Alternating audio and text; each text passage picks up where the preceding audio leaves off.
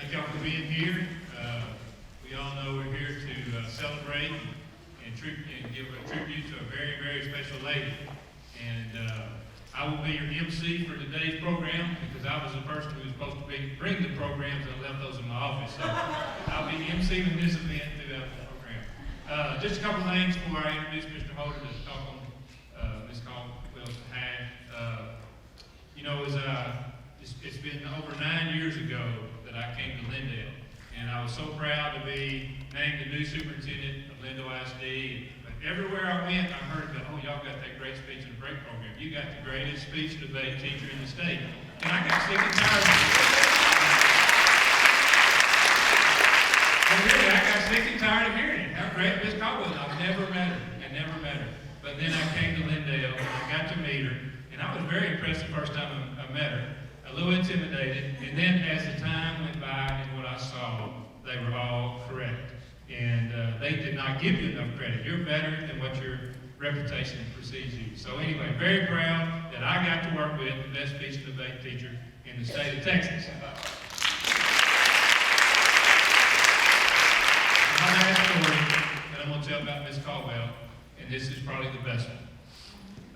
In 2009, in the planning for the 2009 bond election, when I got here, the buildings were overcrowded, the classrooms were overcrowded, and we were still growing. We're a growing school district. So we needed more rooms, more facilities. And so when they're planning, the school board they're planning for the bond project. And it was the biggest bond project that the school district has ever done. And they had done many because of the growth. And so in the intense planning, and Buddy Bunn's here, he was on the board at that time, in the intense planning, and they were trying to be strategic. How much can we pass? Because we have to have the classrooms. Do we need to do the stadium improvements? Do we need to do baseball improvements? Improvements at the high school, additional rooms at the high school, on and on. So in the intense planning, the school board pulled this building off the bond package. So we were not going to have an auditorium because I thought the auditorium may fail the bond election. And we had to have the classroom. So in the planning with the board, to make sure we got the classrooms, they pulled this building off the bond package. Ms. Caldwell was upset. And Ms. Caldwell, as professional as she always is, she emailed me and requested, can I write a letter to the school board? And I said, of course. When she wrote that letter, the school board had no choice to put that back into the bond package. Ms. Caldwell, you are responsible for this building. That letter to the school board got it back on, and of course it passed successfully. I think she had a lot to do with it being passed as well. Ms. Caldwell, we love you. You're a great teacher. The great thing about it, she's not going away. She's going to be up here. She's going to be a substitute for us every week. At this time, I'm very proud to introduce Mr. Jamie Holder. Mr. Jamie Holder worked with Ms. Caldwell for many years, and he knows more about Ms. Caldwell than anybody in our district. I've been around this place a long time enough to know that I would never want to follow Mrs. Caldwell or one of her students speaking. So I asked Mr. Surratt to put me at the beginning of the program. I have no problem following Mr. Surratt speaking. I have no desire to follow one of Mrs. Caldwell's former students. Janice, I will try and avoid the word like. I won't say repeatedly, you know, or just mumble, But you have to promise me that you won't start holding up your hands and doing that sign language that you speech and debate people do. I've never ignored you before, but I will ignore that. Brother Robbie, I've always wondered, has she ever done that to you while you're preaching and done that? That's probably not a good sign there. I'm honored to say a few words today as I represent a group of men that have had the pleasure of working for you. Jim Bernard, Donnie Williams, and Casey Dale, all current or former principals of Lindale High School that you helped make look so good. As a former history teacher, there have been certain dates that have always had a larger meaning for me. July 4th, 1776 was the day our great nation was born. December 7th, 1941 was the day that changed our world forever. And on July 20th, 1969, the first man walked on the moon. How many of you know what the significance of August 14th, 1992 is? That was Janice Caldwell's first day of work at Lindale ISD, and I think that was a huge day. There are many places I can start when talking about Mrs. Caldwell. What makes her so great at what she does? I believe from her parents, she inherited the perfect combination, a competitive spirit and a nurturing soul. I will start by talking about her competitiveness and her toughness that she inherited from her father, who was a former semi-pro football player and later worked in the steel factories of Bessemer, Alabama, and later in Lone Star, Texas. From her father, she learned to compete, accept defeat but never be satisfied, and always be a gracious and humble winner. But leave no doubt she hates to lose. Nobody can be fooled by that. While I was principal, I used to carry around this clipboard during our academic district meets, and I would have all the events on there, and I would be trying to keep up score and who was, how many points we're ahead or behind, and then Janice would casually walk up behind me and quietly say, we're up by 37 points, there's 3 events left, we have 9 in the finals, and I hope we can just hang on. I always wondered if we didn't miss the boat by not putting her on the sidelines of our Friday night football games. Her positive spirit, her competitiveness, and her relationship-building abilities are that powerful. She made men worth a few more victories. Coach Caldwell, the hat on her head, whistle around her neck. I can just see it now, so Janice, start studying your playbook. We may use you next year. I learned early in my tenure that as principal that on the first day of school, you do not get in Janice's way. That day is sacred to her. You only have one chance to make a first impression. She stands in front of her class holding the door open, and we'll get to that in just a second. She introduces herself to each student. She looks them in the eye and gives a great firm handshake and tells them how glad she is that they are in her class. What a great first impression she does make. I did thought a lot about Janice's late mother and what her passion was. She was known throughout East Texas for her beautiful flowers. Her mother worked so hard cultivating the soil, planting the seeds, fertilizing the beds, weeding the beds, praying her beautiful flowers through the Texas floods and droughts, having the nurturing patience to allow nature to work its beauty, knowing that all the hard work would be worth it, so others would have the opportunity to enjoy their beauty. Selfless service at its best. Like her mother, Janice had to nurture and cultivate her students. Her classroom was her garden. She would plant those 9th graders, water them, praying over them, giving them the knowledge they needed to grow, occasionally having to stop and weed them when problems may arise in one of their lives, remaining patient with them when their ever-present problems of adolescence would overwhelm them. And then finally, 4 years would fly by, and a snap of a finger, it'd be time to graduate, walk across that stage, and into society. The whole world gets to enjoy their beauty, and like her mother, selfless service at its best. What it boils down to is that simple move that I mentioned earlier, that Janice performs on the first day of every school, continually repeats itself. Once you meet Janice Caldwell and walk through the door that she opens for you, it never stops. Her presence in your life opens doors forever. How many in this audience have had a door open somewhere in their life by Janice? It may have been as a student, a colleague, or a teacher, maybe a member of her church, an administrator. I could go on and on. Simply put, Janice, thank you for holding the door open for all of us. Our school, our community, our state, our nation, and this world are a better place because of you, Janice. I'd be remiss at this time if I didn't thank Janice's family for sharing her with us. Like any successful teacher or coach, there's always a loving spouse on the other end. He's being supportive, encouraging, is a great listener, I'm sure, having to eat many fast food dinners because his wife is once again at another out-of-town meeting. Robbie, job well done by you also.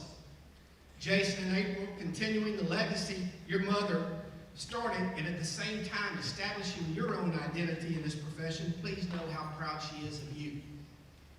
Job well done to the Caldwell family. Confucius once said, choose a job that you love and you'll never have to work a day in your life. But Janice, your work starts now in retirement. Janice, enjoy today. Thank you for your selfless service, and please know how much we love you. At this time, we'll have Carrie's Dance Factory featuring Destiny Caldwell have a dance.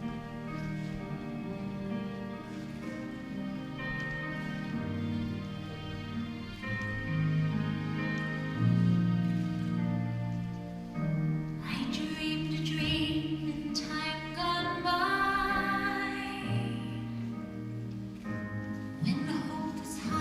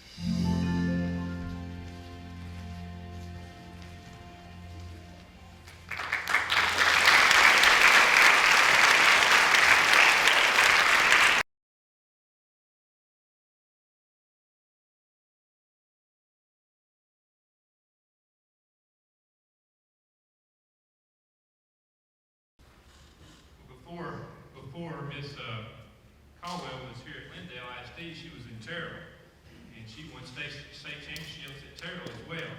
And we are very blessed today to have two of her former students, and they're going to speak to Miss Caldwell at this time. Miss Kayla Tucker Adams and Teal Young. Please welcome them.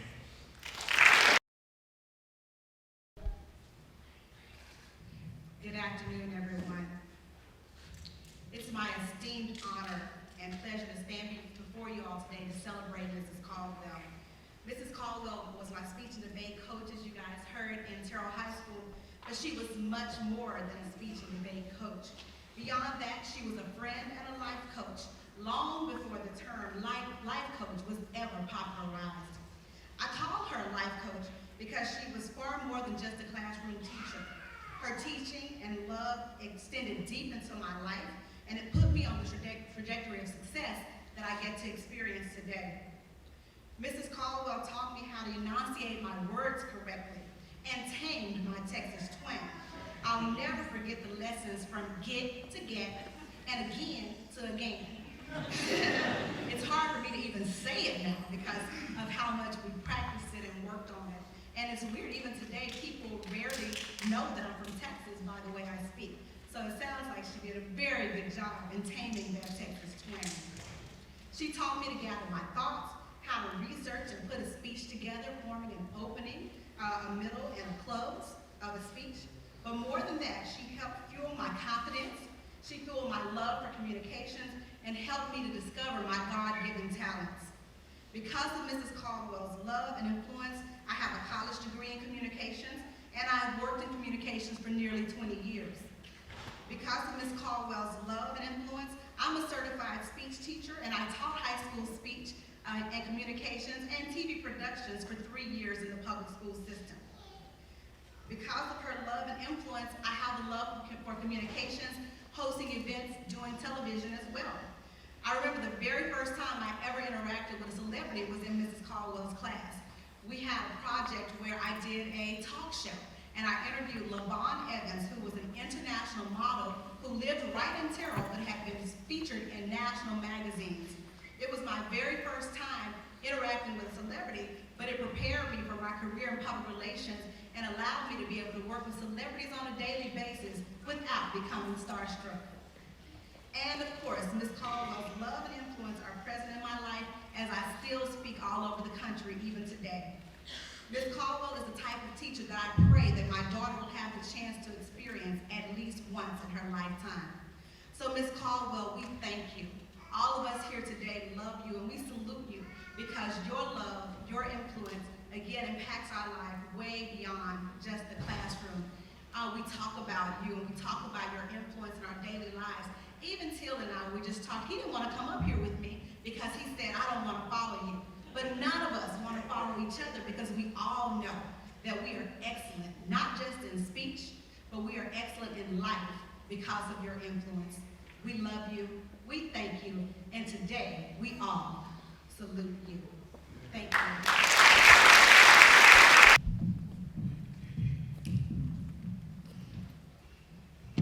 Good afternoon. That was my worst nightmare, having to follow one of our former students of Ms. Caldwell. In fact, I have to start this off. I graduated in 1986, so Ms. Caldwell was my teacher 30 years ago.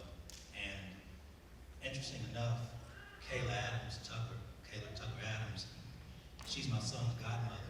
My son's here today, he's 14. And that relationship formed between Kayla and I through the relationship with Mrs. Caldwell. We oftentimes spent time communicating, discussing strategies, forms of speaking, persuasive speaking. One thing led to another, and a bond was formed between Kayla and I, and like I said today, she is my son's godmother. To speak about Mrs. Caldwell is difficult for me. I drove in from Fort Worth today, and I wrote some notes, and of course everything I wanted to say, Ms. Adams said, so I'll just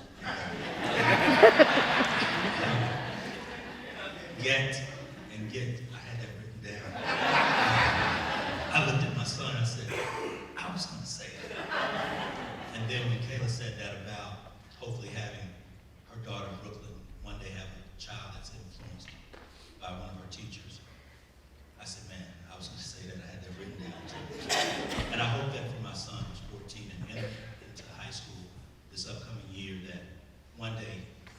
next 4 years, he'll have a teacher that impacts him in a way that changes his life.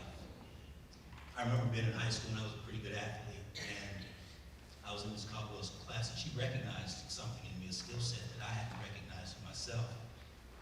And one day she approached me and she said, "I'm sending you to district in persuasive and informative speaking.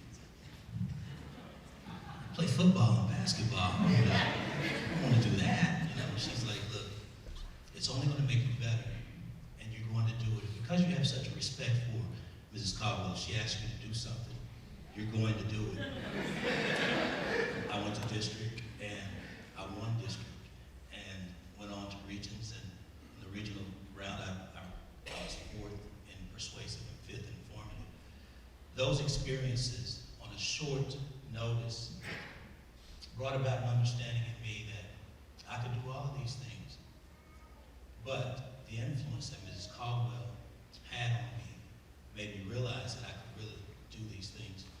I'm in a business now that I travel often, and I had a client that had a boxing match last night in Las Vegas. And I needed to be there, and I was looking at the schedule, the flight schedules, and there was not a flight that would get me back in time to be here today. There was one, but had I chosen that flight, it would have been on the cusp. And I said, I can't miss it. I can't have anything go wrong that would constitute me not being here to share in this moment with Mrs. Caldwell. Mrs. Caldwell, I don't know if you realize the impact that you've made on so many people's lives. And it's very personal for me, because everything that I've been able to accomplish in life is all generated from my ability to communicate with people. And it all started in Terrell, in Mrs. Caldwell's classroom. And for me, I was talking to another one of our former students before this. For me, every day, everything that I do, there's a hint, a bit of influence of Janice Caldwell in my life. And I'm very thankful and appreciative of that.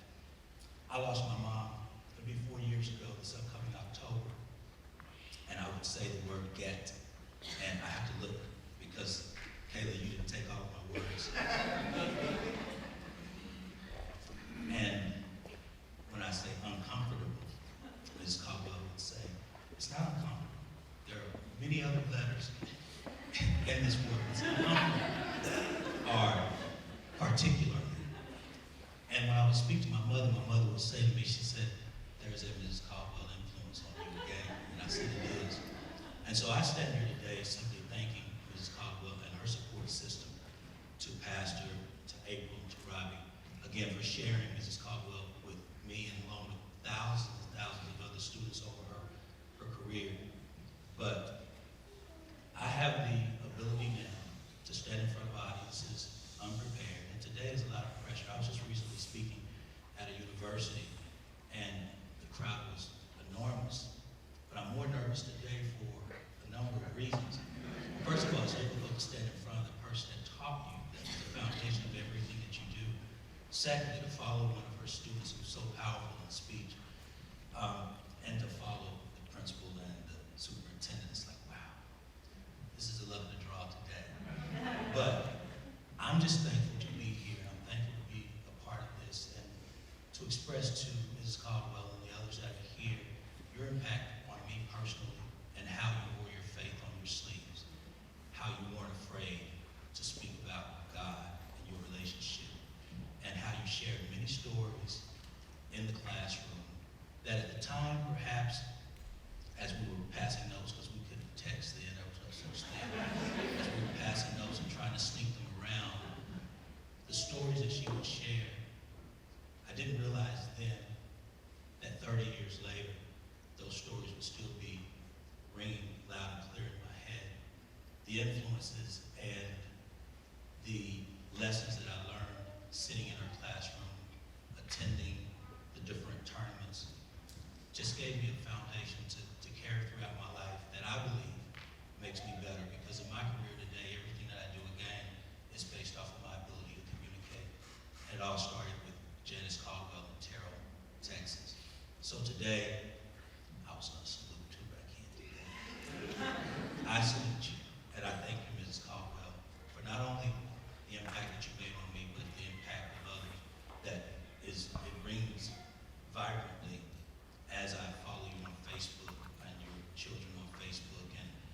farmer students on Facebook.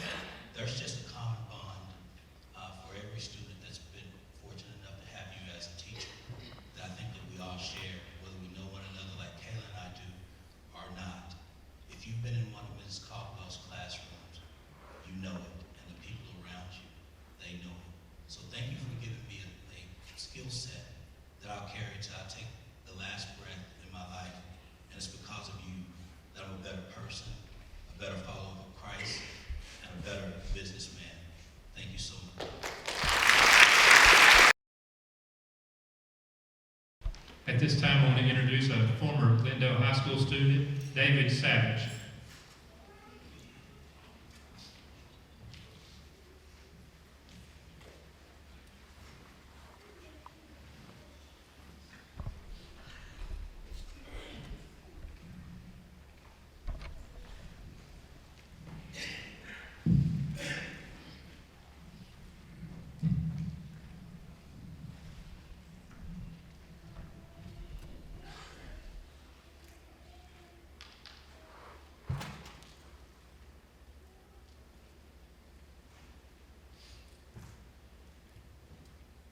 Good afternoon. Before I say what I was going to say, the last couple of people commented about the twang that Ms. Caldwell helped improve. And when I was getting ready to go back to school for graduate school, one of my interviews was in the Midwest and outside of Texas.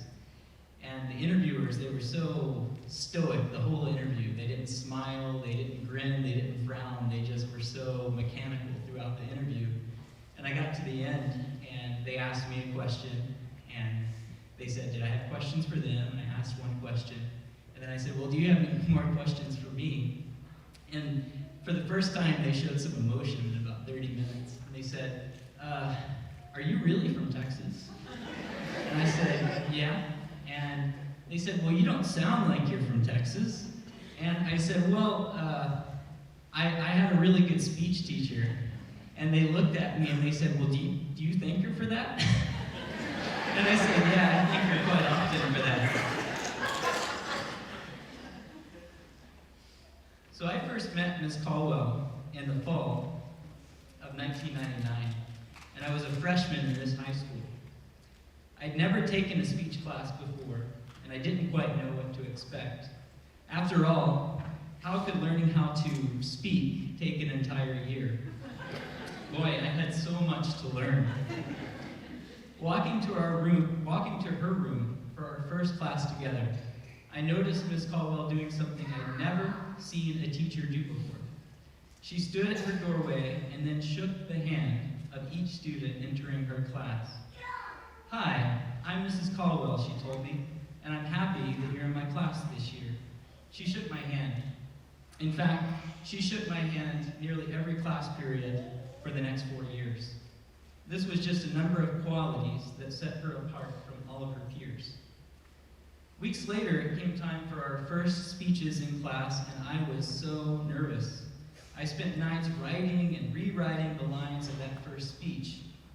When the day finally came for our class to deliver our presentations, Ms. Caldwell started out with an announcement. She stood sternly at her desk and said the following: "You have all worked so very hard for your speeches today, and you will do well. However, I will fail you if you tease or make fun of any of your peers." It was such a contrast to the much nicer Miss Caldwell we had seen and gotten to know for weeks. But it was profound. In that moment, she created a safe space where each of us could grow. Her classroom speaking stage was the greenhouse for a garden of budding communicators. I gave my first speech that day. I remember walking to key positions on the stage. I remember talking about something and using hand gestures, but honestly, I don't remember a single word I actually said that day or today. But what I do recall is what happened next. There was a short applause, and then I locked eyes with Mrs. Caldwell. She was sitting at the back of the room at her desk. She looked so serious as she finished writing just a few more notes on her yellow legal pad. Then she carefully removed her reading glasses, stared for a moment, cracked a grin, and then she offered a lot of praise. Somehow, no matter how bad you felt you had done, she had a unique way to make you feel like you had done amazingly well, while still slipping in some tips for improvement. Ms. Caldwell would offer the support, encouragement, and critique that we needed to develop our skills and abilities. She custom-tailored her guidance to the level of the learner. She helped novices become advanced, and she helped advanced students become champions. Ms. Caldwell's positive influence went beyond coaching students in speech skills. One of my favorite memories was of her notorious happy grammar. The first day of class each year, she would have us write our birthdays on a note card. She would then meticulously organize those birth dates into a notebook that she kept on her desk. Each time a student had a birthday, you could expect your name to be written on Mrs. Caldwell's classroom board. That would be followed by a personalized note from Miss C, handwritten on a half-page form that always said Happy Gram with a big smiley face on the top. Those notes were her way of letting each student know how special he or she was to her. I got one each year I was in her class, even days when the class didn't coincide with my birthday. A few years later, when I was a sophomore in college, my younger brother, he left high school early one Friday afternoon to come visit me for the weekend. He just happened to run into Miss Caldwell on his way out of the school, and he told her where he was headed. Miss Caldwell insisted that he wait just a moment so that she could write me a loving happy gram for him to deliver. I still have that note, now over a decade old, hanging above my desk. It has brought me much joy and has been a source of strength during some very stressful times. Over the years since leaving Lindale, I have delivered numerous speeches. First as a college ambassador promoting my school, then as a graduate student giving science presentations, then as a medical student serving as speaker for the American Medical Association's student section. And I have frequently written back to Mrs. Caldwell to let her know how much her teaching has helped me along the way. I've been through a lot of schooling, but I still tell people that high school speech and debate is the most beneficial class that I have ever, or probably will ever, take. A few months ago, Ms. Caldwell started posting pictures online of memorabilia she had removed from her classroom wall in preparation for her graduation or retirement. This wall is a coveted place with pictures, notes, and newspaper clippings. I was a little surprised by one item that she posted online. It was a news story from 2014 when I had won a speech competition in Houston for Toastmasters, which is an international speaking club. I had sent her the article, and unbeknownst to me, she had printed and taped it to her wall with pride. This was another reminder of how special Ms. Caldwell students are to her and how their successes have defined her own. In the 1995 movie, Mr. Holland's Opus, viewers follow the story of a man who transforms the lives of his students, one life at a time, with music. In the final scene, those students, many now adults, come together in a grand retirement celebration for their teacher to play a symphony he spent a career creating. I still remember watching that movie and tearing up at the end at the profound and life-changing relationship between a very dedicated teacher and his students. Today's celebration, as you can imagine, is fittingly similar. Ms. Caldwell has spent a career transforming lives by teaching each and every one of us to be great communicators, inquisitive thinkers, and virtuous people. I therefore would like to close with one of my favorite lines from this movie, Mr. Holland's Opus, rewritten a bit for today. Ms. Caldwell had a profound influence on my life and on a lot of lives I know. Rumor had it, she was always working on this symphony of hers.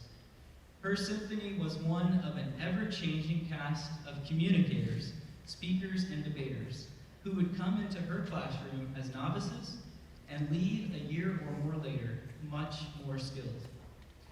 I therefore think Ms. Caldwell has achieved a success beyond riches and fame. Just look around you today. There is not a life in this room that you have not touched, and each of us is a better person because of you. We are your symphony, Miss Caldwell. We are the melodies and the notes of your opus. We are the music of your life and teaching. From the bottom of my heart, thank you so much.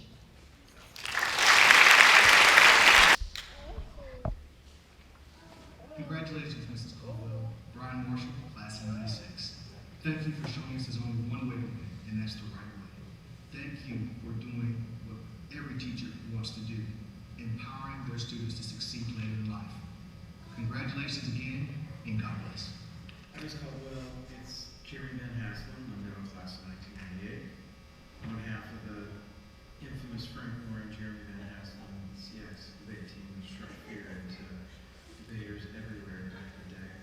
I only have 30 seconds to tell you what you mean to me, so I'll just say thank you. I would not be certainly where I am professionally today. I would not be who I am as a husband and father and human being without your early guidance in my life, walking into your class as a sophomore.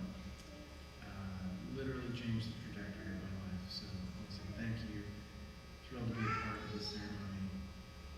Love you, and can't wait to have you. Hi, Mrs. Caldwell. This is David Savage from the class of 2003.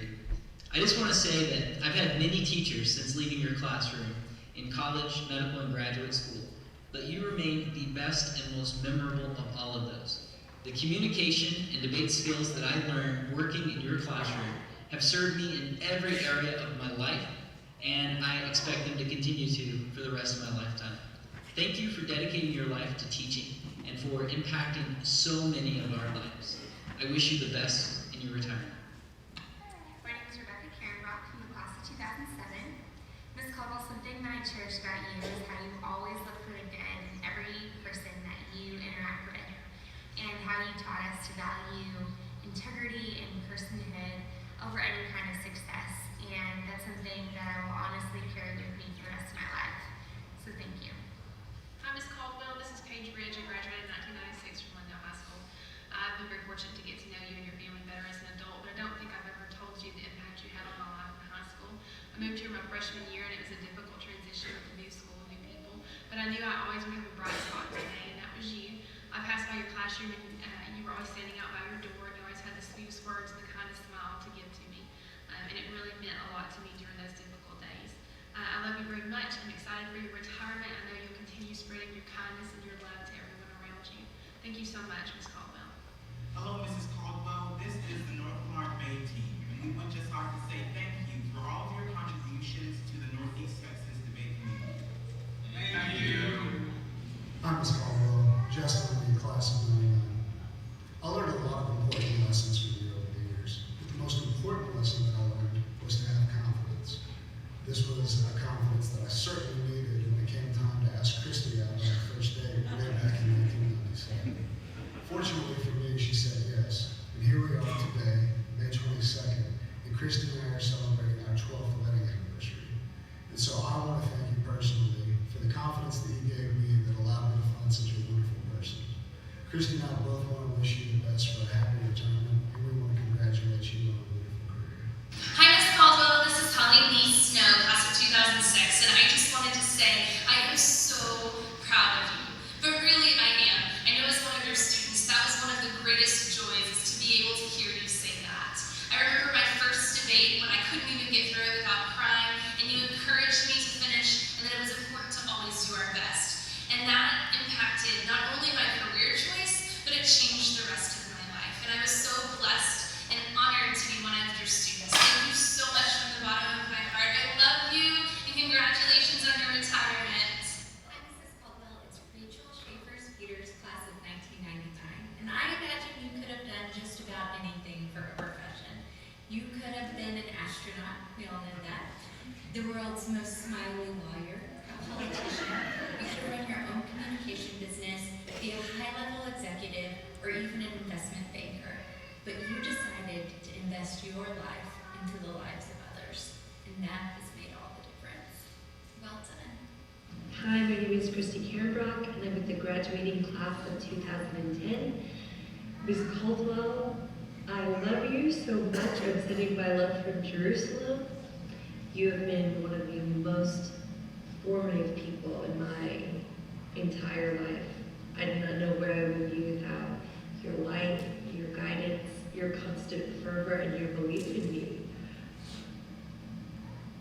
There's no one like you, and I'm so thankful. Hi, Ms. Caldwell. This is Adam Payne from the class of 2000. I was just thinking about one of the first lessons that you taught me 20 years ago, one of the first days in your class, when you came in wearing a loud dress and a big necklace and bracelets. And, you gave us a speech telling us all the things that we should avoid doing that would be distracting during your speech. And so you taught us the things that we shouldn't do, and you taught us the things that we should do, but the main thing that you taught us, I think, was just to be confident, which helped us in giving speeches, but just helped us in life in general. The other thing I was thinking about was when Justin, Lee, and I did pretty well in the state competition in 1999, and because we placed at that state competition, they took a picture of us where one of us was kind of standing behind the other one off to the side, and it looked just like an engagement photo. And so before you leave the school, could you do me a favor and find that picture and destroy it? This is Chad Davis, class of 1990 at Carroll High School. And I just want to say congratulations. I love you.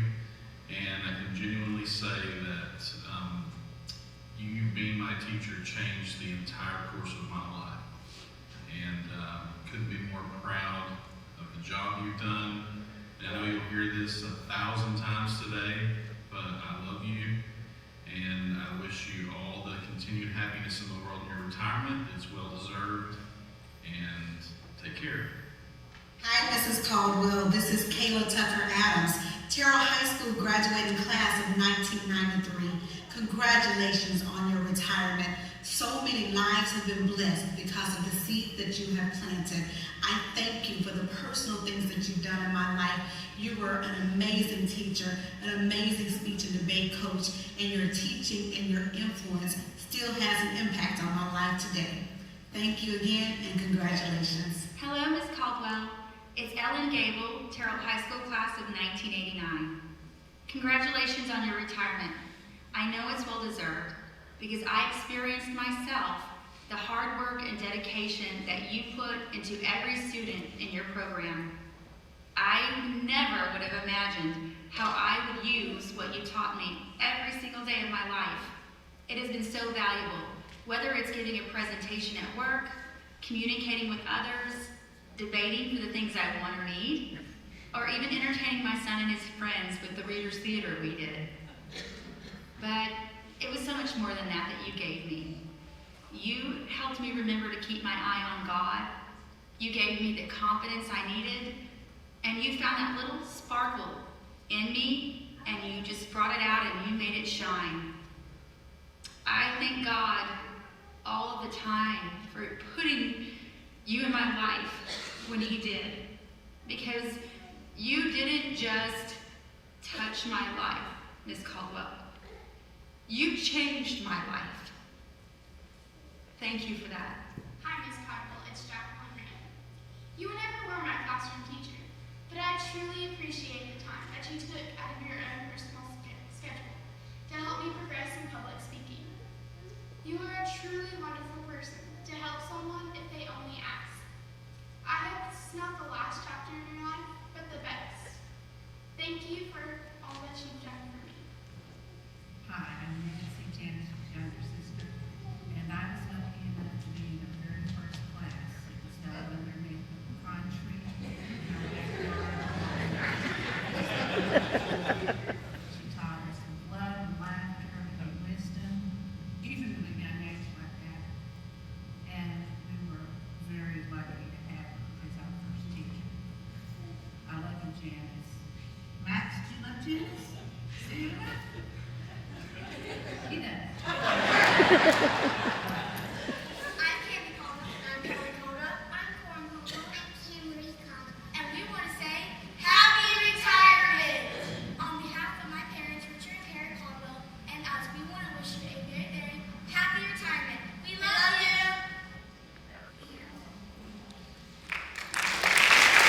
Don't trip, don't trip, don't trip. My name is Christy Brayley, and I'm speaking on behalf of all the debate coaches who Ms. Caldwell has mentored. When I first came to meet this dear lady, it was not as my mentor, oh no. It was as the coach of our crosstown rivals. It was the mid-90s, and I was a high school policy debater from band, while she was the coach for the Lindale Eagles. This was before Lindale had grown up a division because they got a Walmart and so on. Even then, I knew Miss Caldwell to be a lady who led by example to her students. In particular, how to both lose and win with grace. I say this because for my sophomore and junior years, while we were in the same district, both of our schools managed to get one team to advance to state, right, Ms. Caldwell, you're out there now. So for this, we were relieved. I cannot tell you how excited I was to finally not be in their district my senior year. Coaches who have the decided misfortune to be in the same CX debate district with Lindale, I salute you. Because I've been there. And it's only gotten more challenging since then. Thanks a lot, Rory. No, truly, you're great.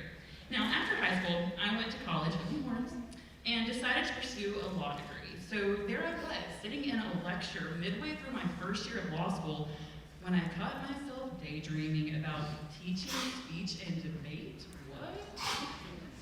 And it kept happening. This was scary. I had never quit anything before in my life, including law school, to coach debate. My family was concerned. They wanted me to at least finish out the year, but for possibly the first time in my life, I knew what I was supposed to be doing, and though I was terrified at taking this leap, I was equally resolved. That's a debate word. So I was not just going to be a teacher, I was going to be a debate coach. So by summer, I was enrolled in UT Tyler in education courses, and by spring, I had one element left, student teaching.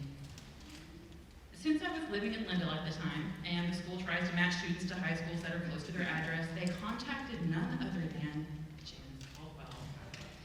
That's right, I got to spend an entire semester learning how to coach debate firsthand from the most award-winning debate coach in all of East Texas. This is a small miracle. Because as she later told me, she doesn't normally accept student teachers in the spring since it's so busy and she'd be out so much, but since she remembered me from when I was in high school, she agreed to take me in. So it's funny how life has a way of putting you right where you're supposed to be so that later you can finally end up where you're really right where you're supposed to be. So Janice Caldwell then showed me all the ropes for coaching debate and how to climb them, and when I fell, she helped pick me up. She still does. And I think she's done this for most debate coaches at some point. Debate coaches, we all came to this profession in different ways. Some of us chose it early on, like many of Ms. Caldwell's former students. Some of us tried other things and then came back to it like me. And some of us got chosen by administrators and had to learn it on the fly, as in, hey, I know you teach theater, history, yearbook, English, and math, but can you also do debate? But one thing that each of us has in common is having been influenced by Janice Caldwell. I've been surprised and often dismayed when I travel to other parts of the state and nation and learn that there's a large contingency of animosity among coaches and schools.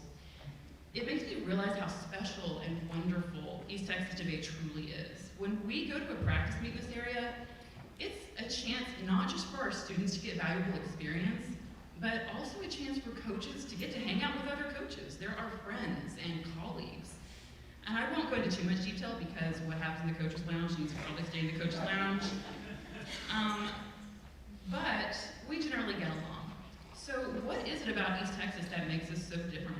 I thought about this a good bit and finally came to a conclusion. It's Janice Caldwell. You see, she likes to win. She likes it very, very much. But debate to her is not about the winning, and it never has been. At Lindale's spring academic tournament this year, Rory named the Congress chambers in honor of Mrs. Caldwell. Among them were the handshake house, because she always greets her students with a handshake as they entered her classroom. She told me it was sometimes the only touch a kid might get during the day. I believe there was also something that gave a nod to her love of fried chicken. She is a Southern Baptist preacher's wife, right?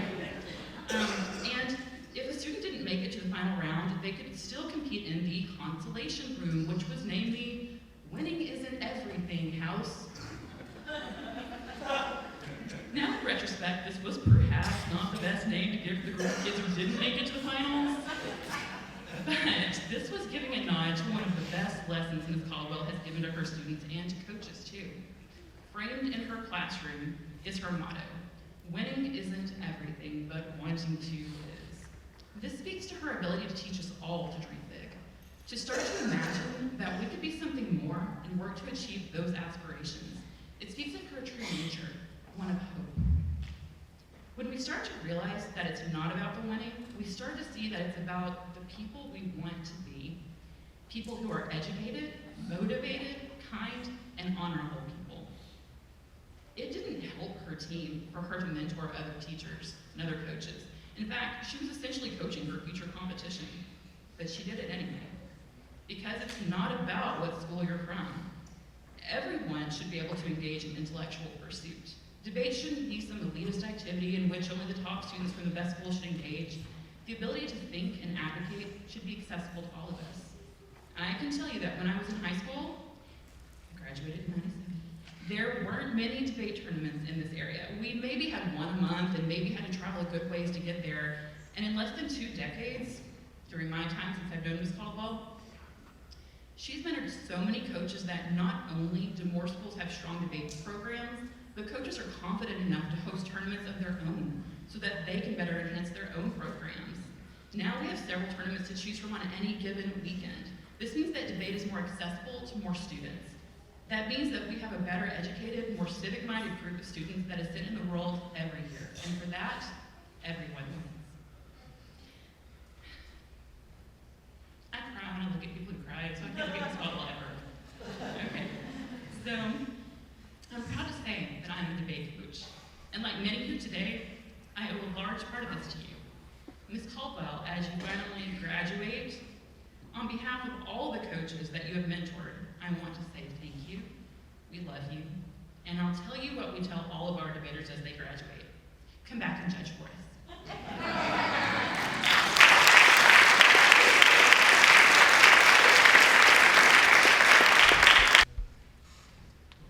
With Ms. Caldwell's graduation, we needed to find another speech and debate coach. So we didn't go far. We went to Van to get the great speech and debate coach there, who is a former Lindo High School speech and debate student. So at this time, J.P. Hughley.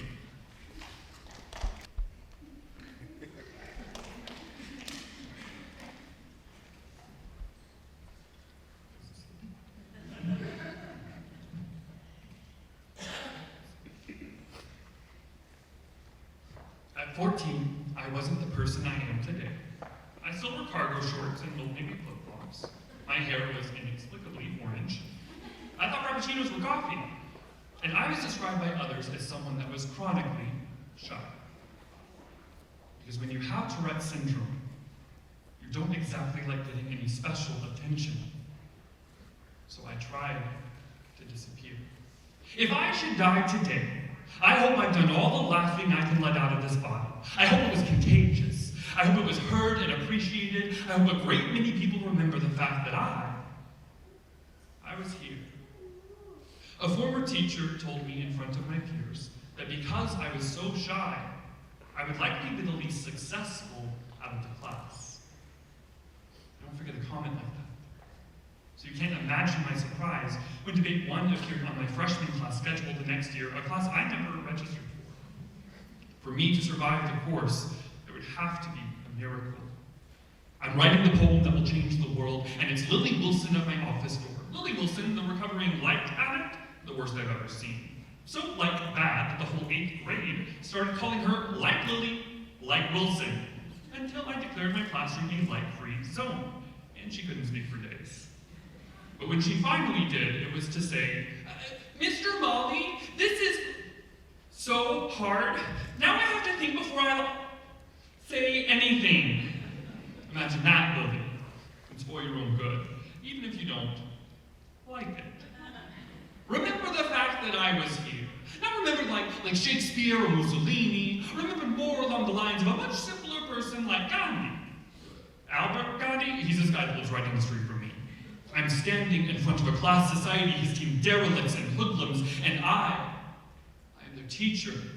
My class consisting of ex-drug dealers, graffiti writers, and students who have traveled too much in the cracks of the public school system. They are my students. She shook my hand at the door. She looked me in the eye. She welcomed me. Everything about this woman was genuine. never an option. Her confidence in me surpassed my own self-doubt.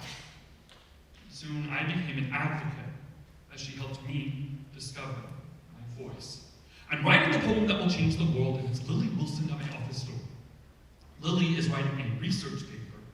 She's having trouble finding sources, which is to say, ones that back her up. They all argue in favor of what I thought I was against. And it took 4 years of college, 3 years of grad school, and every incidental teaching experience I ever had to let out only. Well, it's an interesting problem you have, Lily. But what do you propose to do about it? My participation in speech and debate was never about the medals. You know, I didn't earn first place in an event until my senior year. I never qualified to state or to nationals. I was, by definition, not the best. For Mrs. Caldwell, none of that ever mattered.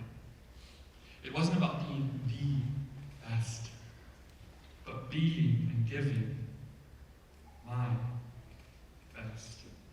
As their teacher, I have traveled as many roads as they have and stand in front of them without fear because they can smell fear. I am 8 years ahead, with poetry being the left turn I made at 17, and I tell them that the road is approaching, and all they have to do is to take that road and run down it so fast that when I gave my last speech at UIL Region, finishing as the first alternate to state,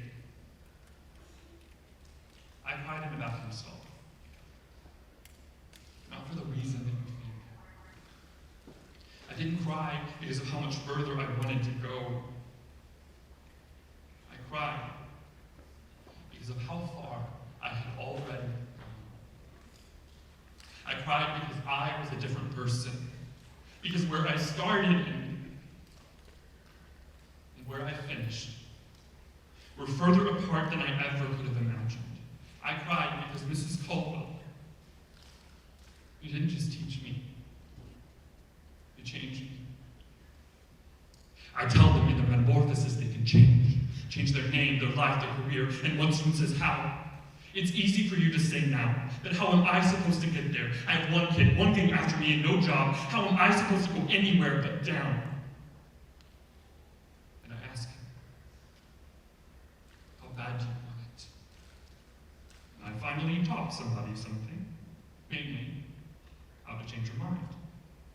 And I learned in the process that if I ever change this world, it's going to be one 8th grader at a time.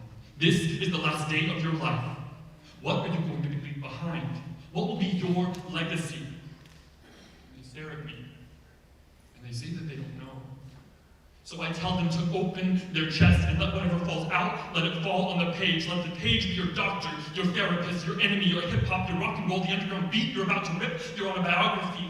Tell them that you are here. Tell them that they are wrong. Tell them that your life may not be worth anything now, but tomorrow gives you hope, so you don't take your life today or the next day. Tell them that you will be here forever.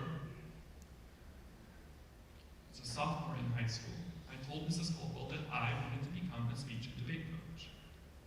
She smiled. She probably thought I would change my mind by the time I got to college. You know, it's no mistake that so many of Mrs. Caldwell's former students have followed in her footsteps. She may be retiring. Mrs. Caldwell's legacy means that she will never stop teaching.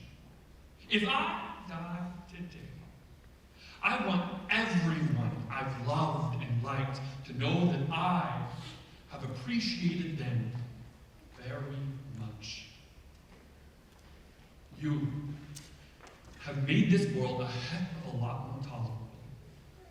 And I hope that my life was worth your time, as yours was worth every second of mine.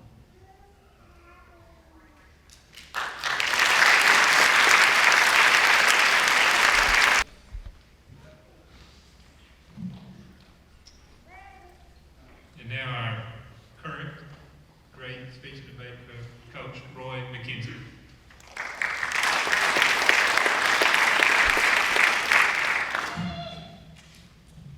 I do have a few things before I really start.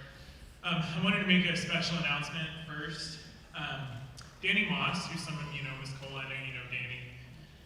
He's one of your colleagues, and he arranged for a very special gift for you today. He wrote a letter, which I put over there for you to read, but part of it says that in recognition of Janice Caldwell's brilliant career and in celebration of her retirement, the flag of the United States of America is being flown over the Capitol building in Washington, D.C. today. The flag and commemorative certificate will be on its way soon, so give them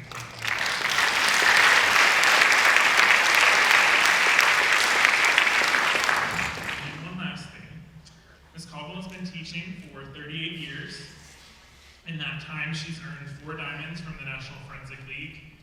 She's coached dozens of state medalists, a handful of overall team championships. We are here to honor her retirement from high school teaching. So in honor of this occasion, the Lindale Speech and Debate team would like to present her with a special gift. As the book of Micah states in chapter 4, verse 4, everyone will sit under their own vine and under their own fig tree, and no one will make them afraid, for the Lord Almighty has spoken. Mrs. Caldwell, you have definitely earned the right to sit under your own fig tree, but just in case you didn't have one, we wanted to give you one to plant in your own yard. Surely you could use another tree that bears fruit. And in many ways, this is symbolic of your legacy and what you have done for so many of your students. You have planted in the lives of so many trees that will root, grow, and bear fruit. In honor of that, we hope that, unlike Nicole's pear tree, this produces many figs and is a constant reminder of the team that you created here at Lindale and beyond. 100 years from now, it will not matter what kind of car I drove, what kind of house I lived in, how much I had in the bank account, or what my clothes looked like. But the world will be a better place because I was important in the life of a child. Very long. Ms. Caldwell, you have lived this. For 38 years, you have been important in the lives of children. You have been important in the lives of every person in this pack, and the hundreds or probably even thousands of others that could not be here today. For this, you are a hero. Blessed doesn't even begin to describe how I personally feel. It would have been enough just to have known you, but to have had the experiences first of being your student, second of being a mentored coach, and finally to being your coworker makes me feel like I've won the teacher lottery. Mrs. Caldwell, you have played an integral role in my life continuously for nearly the past 15 years. I am confident that you will be playing that role for years to come. So there are a lot of things that I want to say to you specifically. First is thank you. It hardly seems enough. How do you thank someone who has done as much as you have done? So instead of saying it in a fancy way, there are some specific things that I need to thank you for. Thank you for making me debate John Yell when I was scared to death. You always knew what was better for us, and insisted that even if we didn't want to do it, we were going to do it. Thank you for being disappointed in me. I appreciate so much that you were honest with us. None of us were perfect, except for maybe JP or the Karen Brocks. But we needed that standard that you set for us. Thank you for praying with me. It's comforting to know that even before you knew me, you prayed for me in my desk. So for all the times you prayed for me, but I didn't know, thank you. Thank you for crying with me. In times where I needed the love and support of a mentor, you provided it above and beyond. Thank you for believing in me and never doubting me, even when I doubt myself. You have an incredible faith in me to trust in me, your program, which is your legacy. Thank you for always making me feel special. I've always loved your uncanny ability to make every little thing seem wonderful. You always note the presence of effort, and you reward it with your praise. And thank you for uncovering my passions. You knew before I did that my life would be best spent being a teacher. Even when so many others questioned my decision and wondered why I wasn't doing something else, and unfortunately what they meant was something better, something more, I already knew my answer because you first showed it to me. That this calling is the greatest thing that I could ever do. While there's so much more to think, specifically I don't think I'm allowed to talk that long. So, next, I need to tell you that I love you. What many people don't realize about Ms. Caldwell and I is that we rarely agree. We're politically different, we prioritize teaching methods differently, and we view debate in drastically different ways. With that much difference in a relationship, it's easy for things to get rocky. I love that despite our differences, there's no person who I'd rather sit with and talk with for hours. I love that even though our debates can go on for hours, because let's face it, we're both pretty stubborn, I've never considered it wasting time. I love that our differences are built upon the same basic beliefs, that teaching is the most important profession in the world, that speech and debate education provides the most transformational lessons for students, and that it's our job to find the good in our kids and to bring that out. Teaching with you for 3 years has given me the juice that I need to teach for 40 more years, maybe even more than that. You have truly been there for me in ways that I will never be able to repay. Mrs. Caldwell, what you have accomplished in your time as a high school teacher, and specifically here at Lindell High School, is nothing short of amazing. I love that when you started coaching, you didn't have much experience. I love that you became a student yourself so that your students would benefit. And I can promise you that that will never be forgotten. As long as there is speech and debate in Northeast Texas, you will be here. As long as there is a program at Lindell High School, we will function with you. You are the foundation. We are fortunate enough to stand on the shoulders of a giant. Your hard work and dedication will prop us up forever. As I start to envision everyone whose lives you touched, I'm overwhelmed. There is no doubt in my mind that you have saved students' lives. You have created success in students where there was none previously. You have made students special.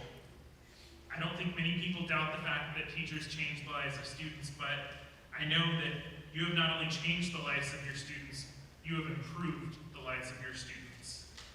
I promise you that no matter what, I will always keep you close in my heart. I will still remember the lessons that you've taught me. I will constantly ask myself, what would Janice do? I will think of you as I give feedback to students. I will remember you for every time that I travel to Austin. You are my inspiration now and forever. And last, I just wanted to say one more time, I'm sorry about the worms.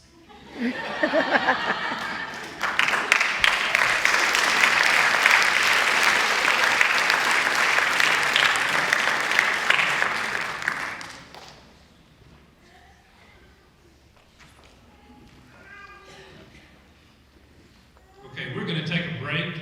We're going to move over to the high school for the reception, and we got some more program over there, some more special speakers and events from Ms. Caldwell. So thank you for being here. At this time, we'll take a break and go over to the reception area at the high school cafeteria. Thank y'all. Okay.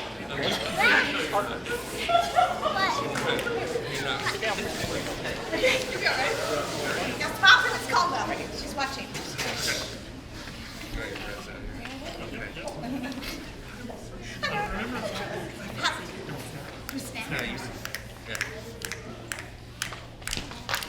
If we were a rock and roll band, we'd travel all over the land.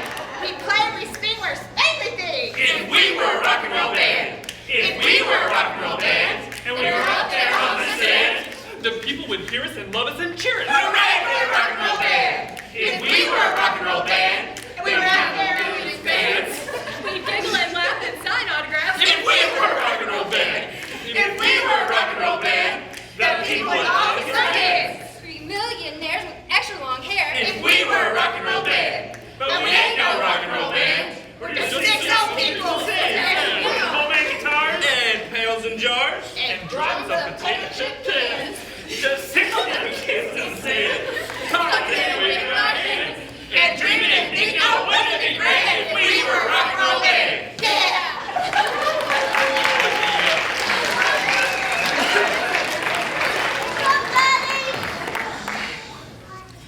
Almost perfect, but not quite. Those were the words of Mary Hume at her 7th birthday party, looking around the ribboned room. That tablecloth, it's pink, it's not white. It's almost perfect, but not quite. Ooh.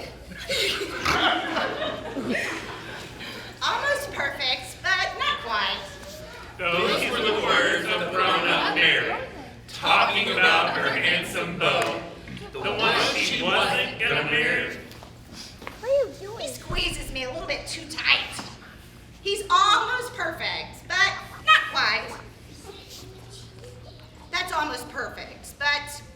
quite. Those were the words of old Miss Hume, teaching in the 7th grade, grading papers in the gloom, late at night up in her room. They never cross their T's just right. They're almost perfect, but they're just not quite. 98 the day she died, complaining about the spotless floor. People shook their heads and sighed. I guess that she'll like heaven more. Up went her soul on feathered wings, out the door, up out of sight. Another voice from heaven saying, almost perfect, not quite.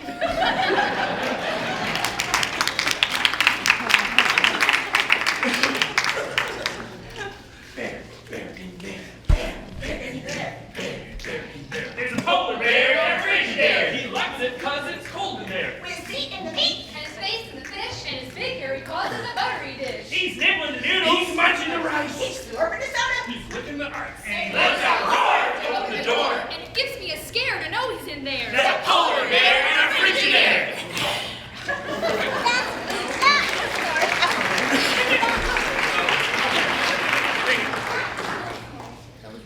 Wrap myself in toilet paper, head to toe to tummy. Wrap myself in toilet paper, thought that I'd be funny. Wrap myself in toilet paper, thought they'd call me mommy. Wrap myself in toilet paper. They just called me dummy.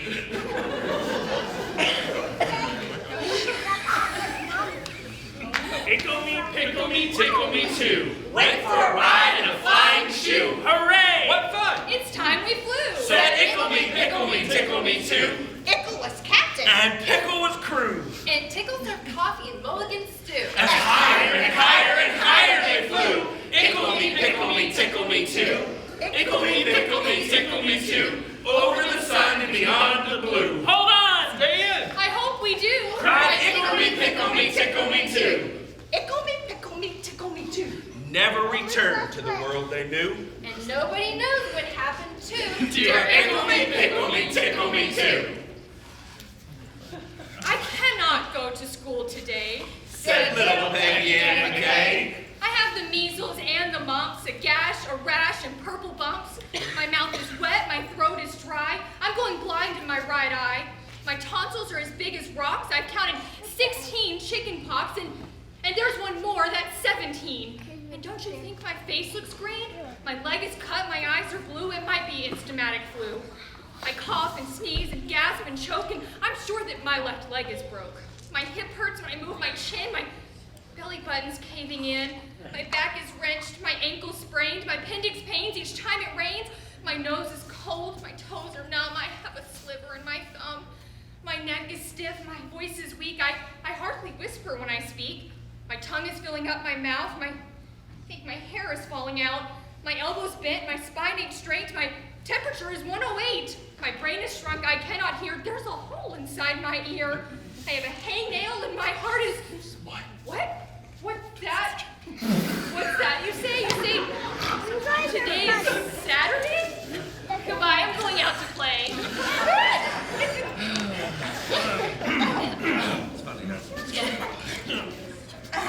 A long time ago when the earth was green. And there were more kind of animals than you had ever seen.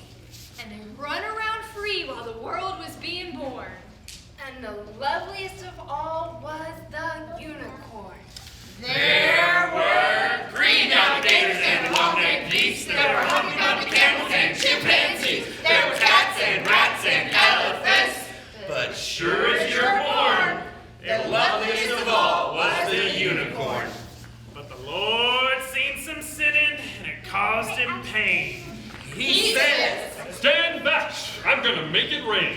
He said, Hey, Brother Noah, I'll tell you what you do. Go and build me a floating zoo. and you take 2 alligators and a couple of geese, 2 humpy-bumpy camels and 2 chimpanzees. Take 2 cats and rats and elephants. But sure as you're born, Noah, don't you forget my unicorn. Now Noah was there and he answered the calling. And he finished up the ark just as the rain started falling. He marched in the animals 2 by 2. And and he called out as they went through. Hey, Lord, I got your 2 alligators and I got a couple of geese. Your Humpty Bumpty camels and your chimpanzees. Got your cats and your rats and your elephants. But Lord, I'm so forlorn, because I just don't see no unicorn. Oh, Noah looked out through the driving rain. But the unicorns, they were hiding, playing silly games. They were kicking and splashing in the misty morn. Oh, them silly unicorns. Then the goat started goating and the snake started snaking. The elephant started elephing and the boat started shaking. The mouse started squeaking and the lion started roaring. And everyone's aboard but the unicorn. I mean the green alligators and the long-necked geese, the Humpty Bumpty camels and the chimpanzees. Noah cried, Close the door, because the rain is pouring, and we just can't wait for them unicorns. Then the ark started moving and it drifted with the tide. And the unicorns looked up from the rock and cried. And the water come up and sort of floated them away. And that's why you've never seen a unicorn to this day.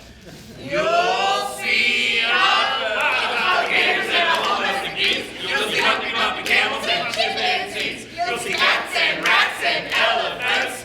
But sure as you're born, you're never going to see no unicorn.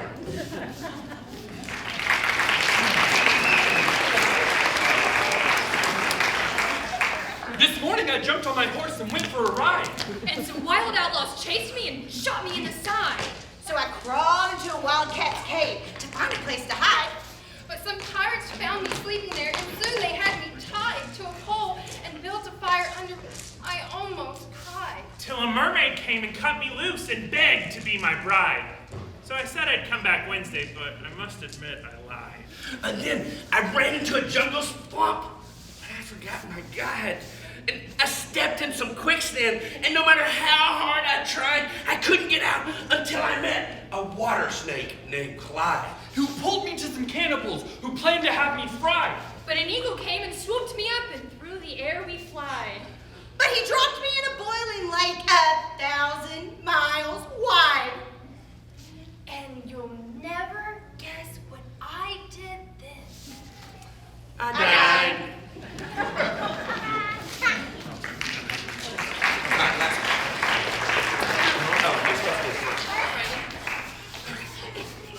I will not play at tug of war. I'd rather play tug of war. Oh, where everyone hugs instead of tugs. Where everyone giggles and rolls on the rug. Where everyone kisses? No, I changed my mind. And everyone grins. And everyone cuddles. And everyone wins.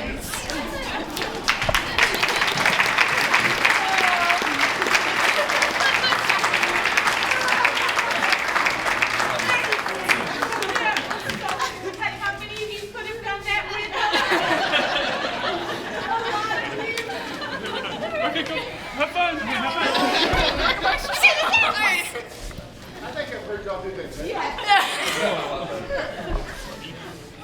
Okay. So how's your day? I think there's some more.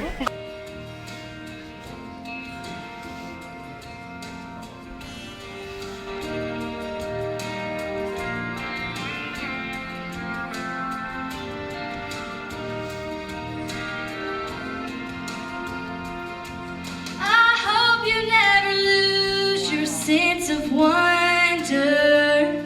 You get your fill to eat, but always keep that hunger. May you never take one single breath for granted. God forbid love ever leave you empty-handed. I hope you still feel small when you stand beside the ocean. Whenever one door closes, I hope one more opens. Promise me that you'll give fate the fighting chance. And when you get the choice to sit it out or dance, I hope you dance. I hope you dance.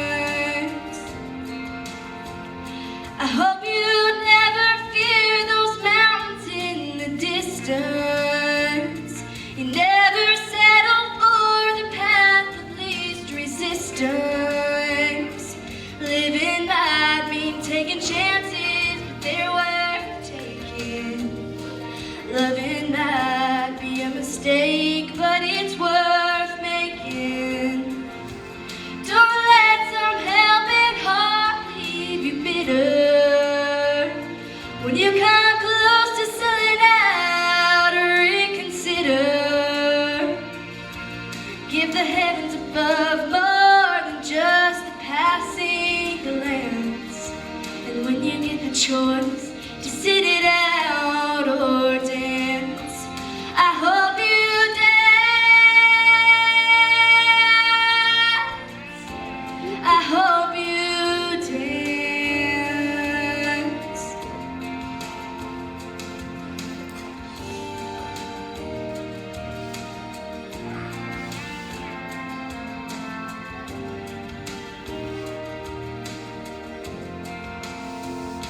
I hope you still feel small when you stand beside the ocean.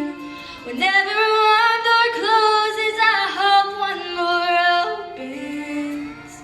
Promise me that you'll give faith a fighting chance. And when you get the choice to sit it out or dance, dance. I hope you dance. I hope you dance. I hope you dance.